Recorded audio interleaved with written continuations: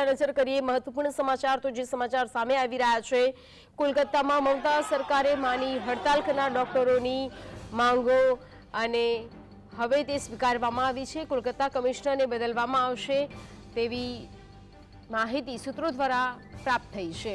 તો બેઠક બાદ મમતા બેનર્જીએ ડોક્ટરોની માંગ પર વિચાર વિમર્શ કરી તેને સ્વીકારી છે અને જુનિયર ડોક્ટરોની હડતાલ યથાવત રહેશે। તો મોટાભાગની માંગ મમતા બેનર્જી દ્વારા સ્વીકારવામાં આવી છે। હજી અમારી માંગણી પૂરી નથી થઈ તેવું જુનિયર ડોક્ટર્સોએ રટણ કર્યું છે। કોલકાતામાં મમતા સરકારે હડતાલ પર ઉતરેલા ડોક્ટરોની માંગ સ્વીકારી લીધી છે। કોલકાતામાં કમિશનરને બદલવામાં આવશે। વધુ વિગતો સાથે સહયોગી કામેશ ચોકસી ફોનલાઈન પર જોડાઈ ગયા છે। કામેશ, મોટાભાગની માંગો સ્વીકારી લેવામાં આવી છે પરંતુ જુનિયર ડોક્ટર્સોની જે હડતાલ છે તે હજુ પણ યથાવત છે।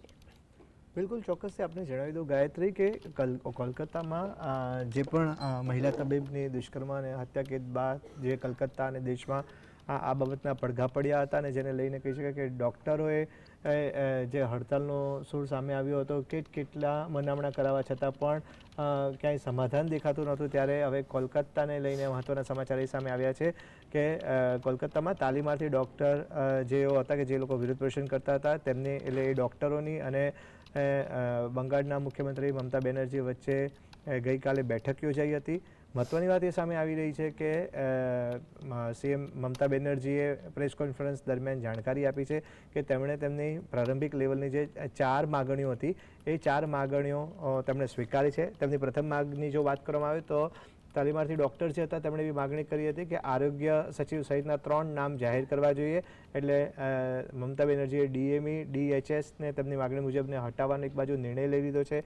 આ ઉપરાંત સીપીની વાત કરવામાં આવે તો સીપી વિનીત ગોયલને હટાવવાની માંગ કરવામાં આવી હતી। તો આ મામલે પણ મમતા બેનર્જી સંમત થયા છે અને મહત્ત્વની વાત એ છે કે આજે બપોરે 4 વાગ્યા પછી તેમને હટાવવાનો નિર્ણય લેવામાં આવ્યો છે। આ સાથે જ વિનીત ગોયલ તેમની જે જવાબદારી જે છે એ નવા સીપીને સોંપશે। આ સાથે જ નોર્થના જે ડીસી હતા તેમને પણ હટાવવાનો નિર્ણય લેવામાં આવ્યો છે।